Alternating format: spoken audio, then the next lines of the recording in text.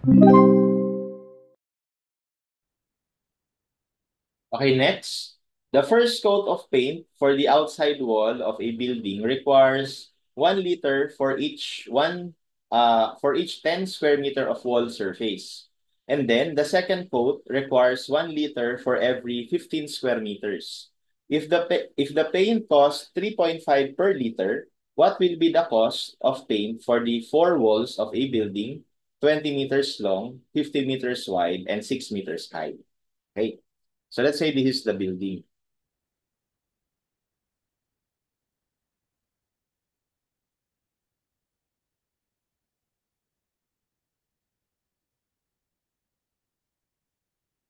Ayan. Okay. And then let's say this is your 15, and then this is your 20. And then this is the height equal to 6. Okay, ang goal lang dito is mapinturahan yung nasa labas, no? Pero dalawang coating yung gagawin. Kumbaga, first coat, ayan. And then second coat.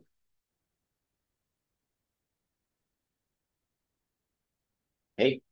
So, at binigay naman yung cost per liter. So, bali estimate lang natin kung ilan, no? So, una, kumpitin na lang muna natin yung area ng pipinturahan. So, take note ha, ang pipinturahan lang ay four walls, tapos outside wall, sa labas lang, hindi kasama yung loob, no?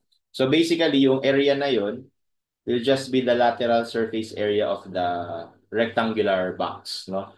And that would be, yung area nitong front face is 15 times 6. Tapos itong front face, same lang yung area niyan sa likod, kaya times 2 na lang natin to. Plus, yung area naman sa side ay 20 times 6. Tapos sa other side, times 2. So that will give us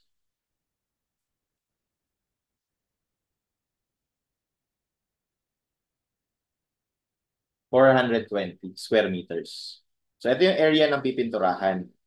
Okay, pero dalawa yung coating, no? Dalawa yung coating. So yung unang coat, no, first coat. So cost of first coat would be 420 square meter, no? Sa kada square meter daw 1 liter yung gagastusin. So times 1 liter per 10 square meters. So cancel yung square meters. Okay, tapos sa isang litro daw nakakagastos or gagastos ka ng 3.5 per liter. So times 3.5 per 1 liter. So cancel yung liter. So what's left here is the cost. So that is the first coating, 420 over 10 times 3.5. So that's 147. Walang units na binigay sa cost, so we'll just leave it as is. And then sa second coat, no, the same thing, 420. Ang kaibahan lang sa second coat, parang mas magastos, no, kasi isang litro sa kada 15 square meter. So, kumbaga parang mas tedious yung pagka-coat nito. So, 1 liter per every 15 square meters times 3.5 over 1 liter. So, parehas lang naman. Okay, so we have 420 over 15 times 3.5. So, 90. So, mas mura pala. Kasi mas malaking area yung nako-cover ng isang litro. So, mas mura. So, mas parang mas manipis na lang yung siguro yung ano nito, no? Yung coating. No? So anyway, plus i-add lang natin parehas and that will give us the total cost of 245.